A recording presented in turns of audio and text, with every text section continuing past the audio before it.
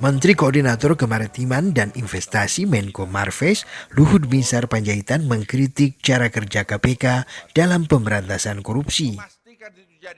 Menurut Luhut, operasi tangkap tangan atau OTT terhadap pelaku korupsi yang dilakukan KPK tidak baik dan merusak citra negara. Kita nggak usah bicara tinggi-tinggi lah. Kita OTT itu kan tidak bagus sebenarnya. Buat negeri ini jelek banget gitu.